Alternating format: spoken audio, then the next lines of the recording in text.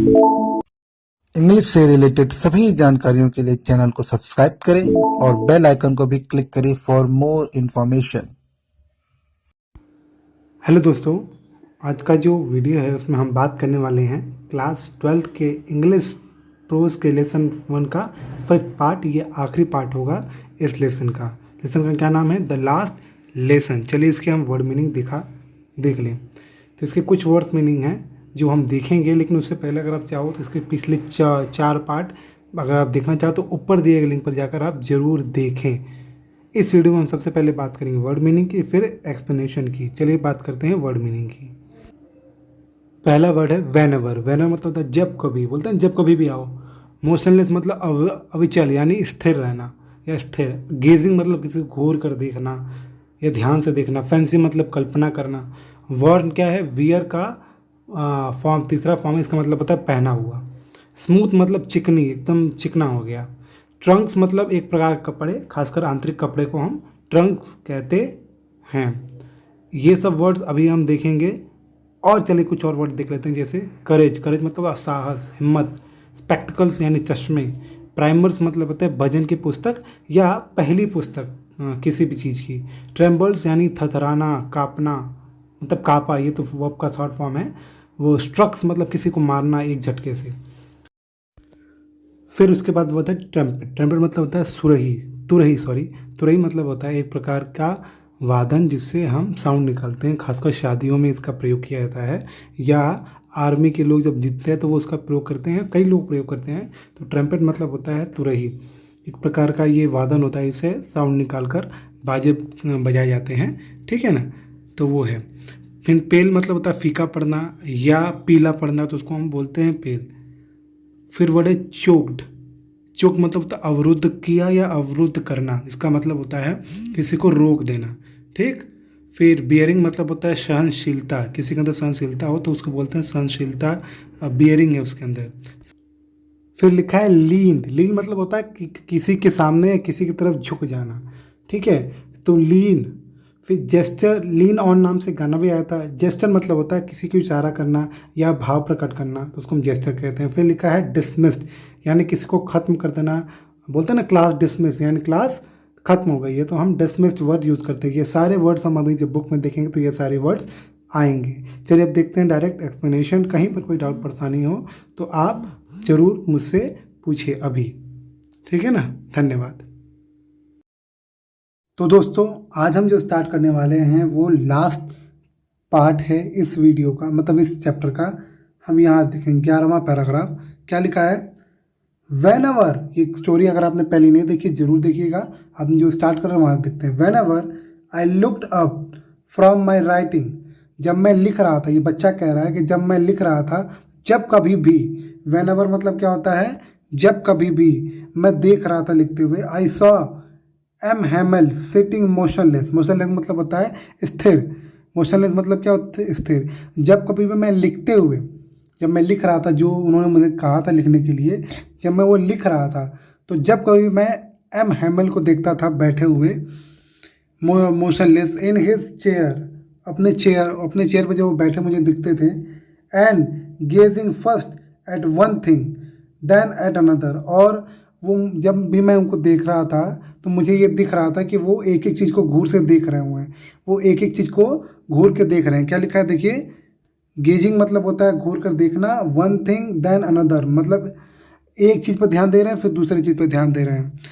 As if he wanted to fix in his mind just how everything looked in that little school room. ऐसा प्रतीत हो रहा था जैसे एज ही वॉन्टेड, जैसा कि, या इफ मतलब है कि, जैसा कि वो चाहते थे, टू फिक्स कि वो सब कुछ फिक्स कर ले इन हिज माइंड, मतलब अपने मन में सब कुछ फिक्स कर ले, कौन चीज़ कहाँ पर है, क्या है, सब उसको याद कर ले, ऐसा लग रहा था। Just how everything looked in that little room, school room, कि वो छोटे से स्कूल रूम में जो जैसा दिखता है वो सब ऐसा लग रहा था जैसे वो सबको याद कर रहे हैं, सब चीज़ को, कि कौन चीज़ कहाँ पर है, इस सबको वो याद कर रहे हैं, ऐसा प्रतीत हो रहा था। फैंसी, ये बहुत फैंसी लग रहा है, मतलब थोड़ा ऐसा लग रहा है जैसे कोई कल्पना की बात हो रही है। For 40 years he had been there in the same place, 40 साल से वो यही जगह पर थे, मतलब इसी क्लासरूम में वो आया करते थे। विथ इस गार्डन आउटसाइड द विंडो, जहाँ पर उनका गार्डन हुआ करता था स्कूल के बाहर, क्लासरूम के बाहर क्या होता था, garden.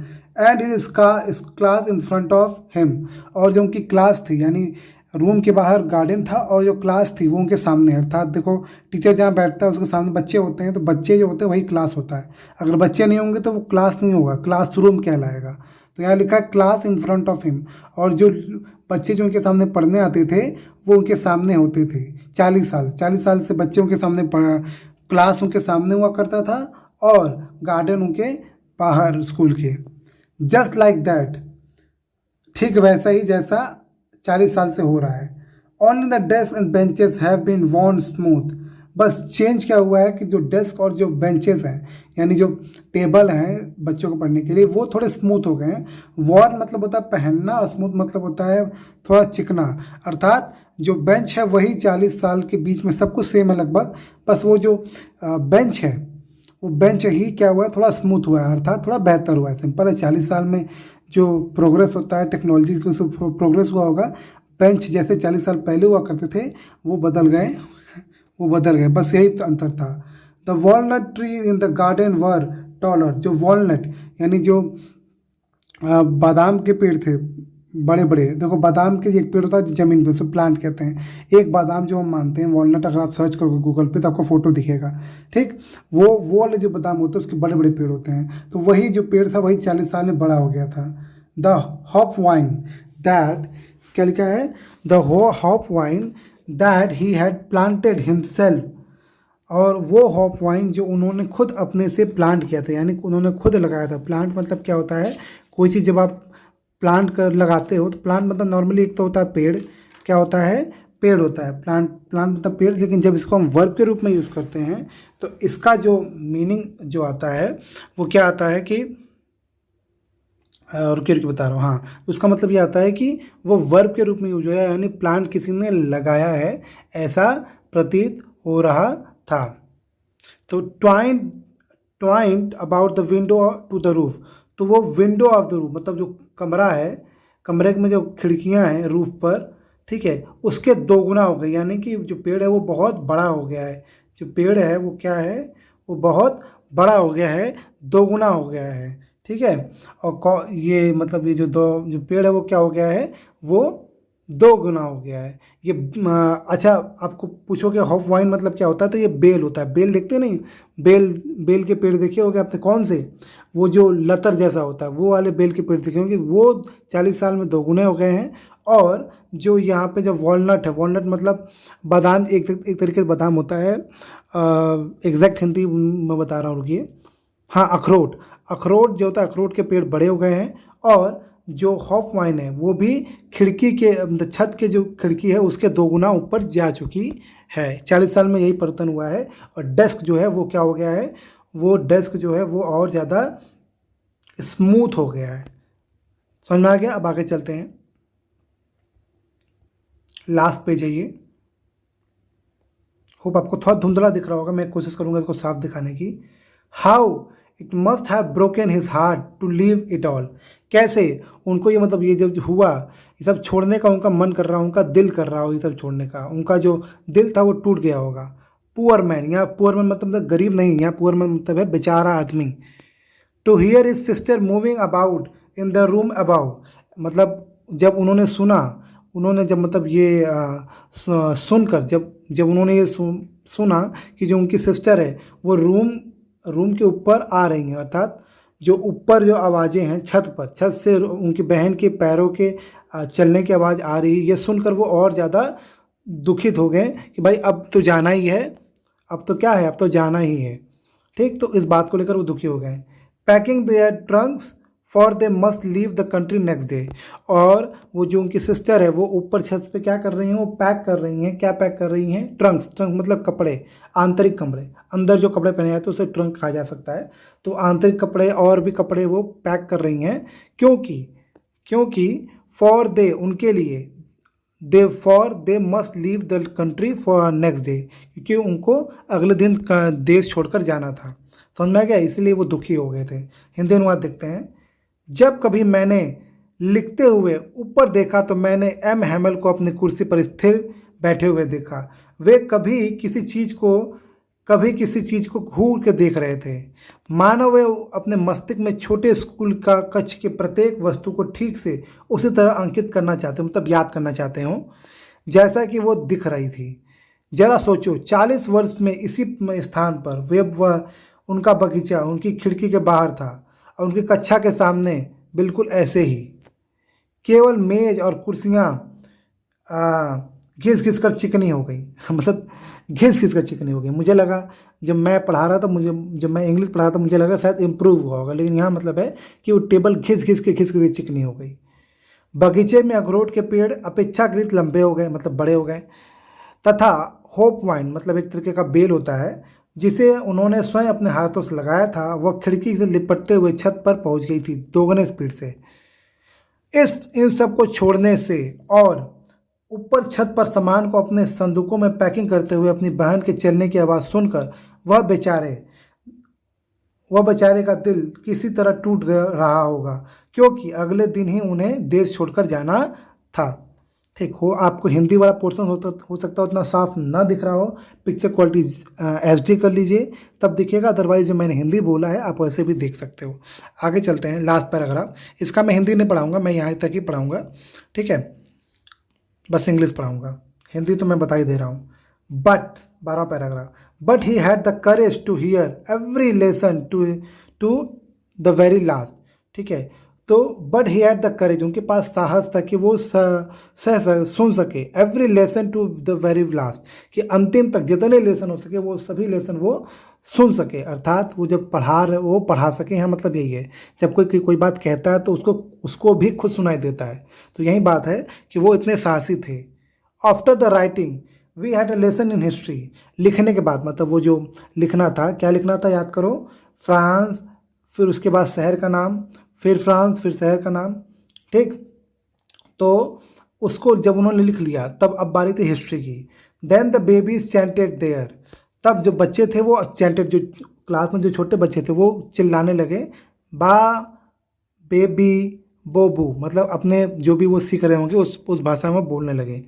Down there at the back of the room old Hauser had put on his spectacle and, अब जो क्योंकि अब कहानी ख़त्म, अब हिस्ट्री की बात हो रही है, तो अब जो पीछे के रूम में जो बैठे हुए हाउसर थे, ओल्ड हाउसर यानी पुराने लोग, बूढ़े लोग, वो क्या अपने चश्मा उन्होंने अब उतार कर रख दिया था।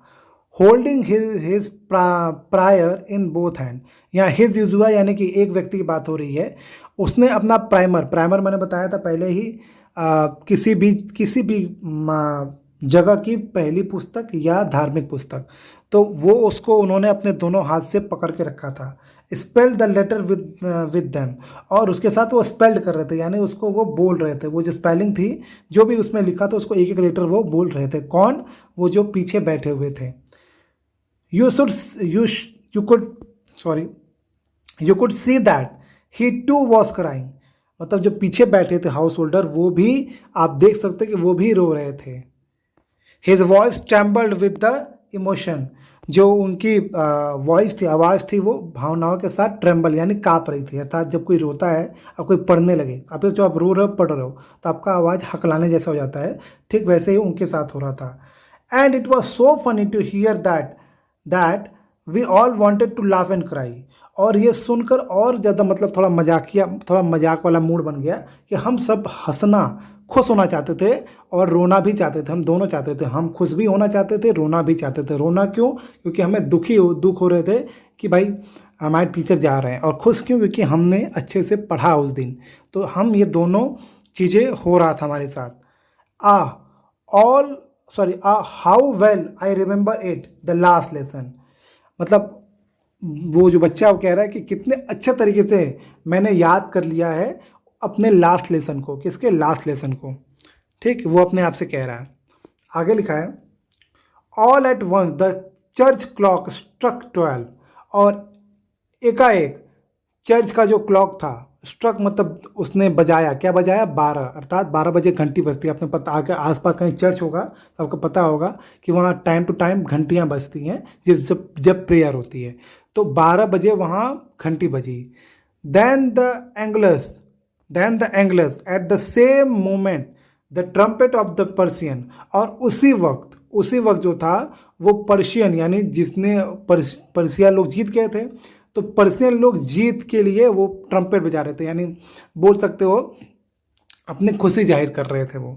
रिटर्निंग फ्रॉम ड्रिल, और वो ड्रिल यानी अभ्यास करके वो लोग वापस आ रहे थे, तो वो खुशी से अपनी बात, मतलब सिंपल है, सेना जोश में होगी। अगर आपका ही देश कहीं जीत जाए तो सेना जोश में होती है, वैसे ही जोश में वो ड्रिलिंग करते हुए आकर वो बोल रही थी। साउंडेड अंडर आवर विंडो, और जो उनका साउंड है वो जब जा रहे थे तो उनकी आवाज़ थी वो हमारे खिड़कियों के नीचे से होकर जा रही थी। या गेस करो कि आप पढ़ रहे हो और नीचे कहीं 3-4 लोग क्या है, या एक ग्रुप जो है वो गाना गाते हुए जा रही है, कैसा लगेगा? अच्छा ही लगेगा। लेकिन यहाँ बुरा लग रहा है बच्चों को, क्योंकि दूसरे देश के सैनिक अभ्यास कर आ रहे हैं और अपना गाना या जो भी जोश में वो कह रहे हैं वो गाते हुए जा रहे हैं, और जो सुनाई दे रहा है खिड़की के नीचे से।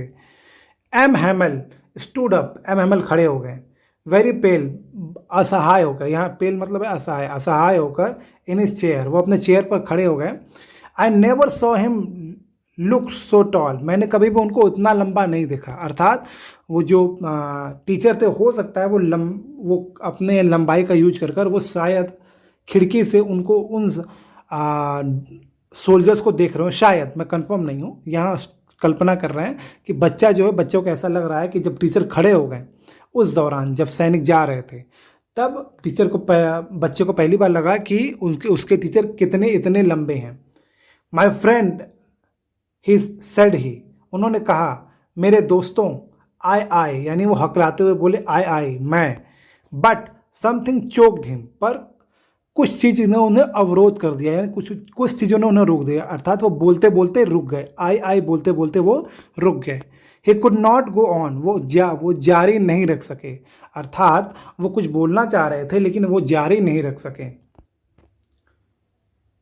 Then he turn to the blackboard, अब वो ब्लैक बोर्ड की ओर मुड़े, मतलब पहले वो नॉर्मली बोलना चाहे, फिर वो ब्लैक बोर्ड की ओर मुड़े। टुक अ पीस ऑफ चॉक, उन्होंने एक चौक का एक टुकड़ा लिया। एंड और bearing on with all his might, अपने सभी ताकतों के साथ, साहस के साथ, मतलब उनके अंदर शायद कोई भावना आ रही हो, शायद वो दुख प्रकट करना चाह रहे हों, या हो सकता है वो रोना चाह रहे हो, कुछ भी हो सकता है। तो अपने सभी शक्तियों को वो कंट्रोल करके he wrote as large as he could, जितना बड़ा हो सके उतना बड़ा वो उन्होंने लिखा। क्या लिखा? वीवा ले फ्रांस। वीवा ले फ्रांस मतलब जैसे हम बोलते हैं ना भारत माता की जय, वैसे वीवा ले फ्रांस मतलब वहाँ की भाषा में इसका मतलब होता है फ्रांस की जय, फ्रांस जिंदाबाद या फ्रांस की जय, ये मीनिंग होता है। तो उन्होंने ये लिख दिया, जैसे हम लोग लिखते हैं वंदे मातरम या भारत माता की जय, वैसे उन्होंने लिख दिया वीवा ले फ्रांस, मतलब कि फ्रांस की जय हो, इसका मतलब यही हुआ। नेक्स्ट 2 लाइन देखते हैं आखिरी। Then he stopped and leaned his head against the wall. Against the wall मतलब ये दीवार है और ये मान लो उनका सिर है, तो उन्होंने सिर अपने दीवार पर ऐसे टेका, ठीक। तो देन ही स्टॉप्ड, और वो रुक गए, मतलब जो उन्होंने लिख लिया तो वो रुक गए। एंड लीन मतलब होता है कि कैसे कहीं भी झुक जाना, कहीं पर झुक जाना, तो वो झुक गए। हिज हेड, उन्होंने अपना सिर झुकाया। अगेंस्ट द वॉल, दीवार के खिलाफ, अर्थात दीवार के सामने उन्होंने अपना सिर झुकाया। विदाउट अ वर्ड, और बिना शब्द कहे, he made a gesture to us with his hand, और उन्होंने एक जेस्चर यानी एक संकेत दिया या एक भाव दिया टू अस, हमको, विथ हिज हैंड, अपने हाथों से उन्होंने संकेत दिया। School is dismissed, you may go. जैसे होता है ना कभी कभी टीचर हाथ से बताता है कि जाओ छुट्टी हो गई, बिना कुछ बोले। मान लो कॉपी चेक कर रहा है और मान लो आपको जाना है, वॉशरूम जाना है या पानी पीने, तो बोलते हो कि मैं आई गो टू वॉशरूम, तो कभी भी टीचर हाथ से इशारा करके बोलता है हाँ जाओ। वैसे ही यहाँ पर जो टीचर है वो कुछ बोल नहीं पा रहे, यानी वो अपनी भावनाएं प्रकट नहीं कर पा रहे हैं, तो वो एक जेस्चर यानी एक भाव प्रकट करते हैं हाथ से अपने, कि भाई क्लास डिसमिस हो गया है, क्लास ख़त्म हो गया है, स्कूल ख़त्म हो गया है, यू मे गो, आप जा सकते हो, स्कूल ख़त्म हो गया है, आप जा सकते हो। तो मतलब आखिरी में मतलब कितनी इम्पोर्टेंट बात है। सोचो, आप ही सोचो, आपको अपने ही देश से निकाला जाए, कैसा लगेगा, ठीक। तो ठीक वैसे ही इनको लग रहा था, किसको? एम हैमल को, ठीक। तो होप आपको ये पूरी स्टोरी समझ में आई हो। मैं आपको यहाँ पे टाइम दे रहा हूँ, ये आप पूरा हिंदी पढ़ सकते हो, स्क्रीनशॉट करिए, पिक्चर क्वालिटी अच्छी करिए, ये आप खुद अपने से पढ़ सकते हो। ठीक है, आपको मैं दे रहा हूँ 20 सेकेंड, मैं काउंट करते जा रहा हूँ, आपको अगर पढ़ना है तो पढ़ो। अच्छा, मैं पढ़ ही दे रहा हूँ, चलिए। लिखा किंतु उनमें हर पार्ट को, रुकिए मैं इसको पढ़ ही दे रहा हूँ, किंतु उनमें हर पार्ट को बिल्कुल अंत तक सुनने का साहस था। लेखन के पश्चात हमारा इतिहास का पाठ हुआ। फिर छोटे बच्चों ने जोर जोर से बा बे बी बो बू बोले। कमरे के पीछे छोर पर बूढ़े हाउसर ने अपना चश्मा पहन लिया। तो एक गलती हो गई, मैंने बताया था चश्मा उतार दिया, लेकिन यहाँ मतलब है चश्मा पहन लिया। तो हो भाई, एक थोड़ी सी मिस्टेक हो गई। अपनी पुस्तक को दोनों हाथों में पकड़कर वह उनके साथ बा बे बेबी बोल आदि बोल रहा था। यानी वो जो पुस्तक लेके आए थे, पुरानी पुस्तक, उसको वो अपने बच्चों को, जो छोटे बच्चे थे, उनसे वो पढ़वा रहे थे। आप देख सकते हैं कि वह भी रो रहा था। भावुकतावश उसकी आवाज़ काँप रही थी और उसे सुनना इतना हास्यात्मक था कि हम सब हंसना और रोना चाहते थे। मतलब जिस तरीके से बोल रहे थे, क्योंकि रोना क्यों, क्योंकि वो दुखी था, हंसना इसलिए क्योंकि वो हकला के बोले, तो इसलिए हंसना भी आ रहा था। ओह, यह अंतिम पार्ट मुझे कितनी अच्छी तरह याद है। अचानक चर्च की घड़ी ने बाहर 12 बजाए और फिर एंगलस नामक प्रार्थना की घंटी बजी। किसकी घंटी बजी? एंगलस नामक प्रार्थना की, सॉरी, अच्छा लगता है मैंने ये लाइन नहीं बताई। अच्छा, मैंने ये एंगलस वाली लाइन नहीं बताई थी, तो अभी यहाँ मैं बता दे रहा हूँ कि एंगलस नामक प्रार्थना की घंटी बजी। जैसे हमारे यहाँ सरस्वती वंदना होता है, ऐसा कुछ। उसी समय ड्रिल से लौटकर आते हुए प्रेसियों के सैनिकों की तुरहियाँ हमारी खिड़कियों के नीचे बजती हुई बत्ती सुनाई दी। तुरहिया मतलब होता है एक तरीके से बाजा होता है, उसको हम तुरही कहते हैं। एम हेमल अपनी कुर्सी से खड़े हुए, बहुत पीले पड़े हुए थे। पीले मतलब बहुत असहाय पड़े हुए थे। मैंने उन्हें कभी इतना आत्मविश्वासी नहीं देखा था। ठीक है, यहाँ आत्मविश्वासी से मतलब है, लेकिन मुझे जहाँ तक लग रहा है शायद यहाँ मतलब है कि वो प्राउड फील करने लगे। यानी देखो, जब आपका दुश्मन आपके सामने हो तो आप सोचते हो कि आप अपना बेस्ट रूप दो। तो शायद यहाँ मतलब ये है कि जो टीचर हैं वो क्या हैं, वो अपना प्राउड दिखाना चाह रहे होंगे कि भाई हम भी साहसी हैं। मित्रों, उन्होंने कहा, मैं किसी बात ने उनका गला अवरोध कर दिया, मतलब रोक दिया। वे अपनी बात जारी न रख सके।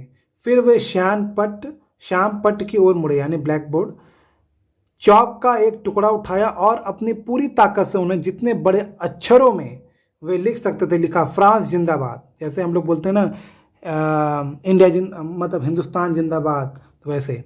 फिर वे रुक गए और अपना सिर दीवार की ओर झुका लिया और बिना कोई शब्द बोले उन्होंने अपने हाथ से हमारी तरफ इशारा किया। स्कूल की छुट्टी हो गई, आप जा सकते हैं। ठीक, तो ये पूरा जो हिंदी हमने पढ़ा, पूरा जो लेसन पढ़ा, होप आपको समझ में आया हो। लेसन से आपने जो सीखा है, कृपया कमेंट बॉक्स में मुझे बताइए कि लेसन से आपने क्या सीखा है, जरूर बताइएगा। ठीक है ना, कहीं डाउट परेशानी तो वो भी पूछिए, जल्द ही आपको इससे क्वेश्चन आंसर भी मिल जाएंगे। वीडियो अच्छी लगे तो वीडियो को शेयर करें अपने दोस्तों से, चैनल को सब्सक्राइब करें और वीडियो को लाइक करें। आपने वीडियो देखा उसके लिए आपका बहुत बहुत धन्यवाद। Thank you so much for watching this video.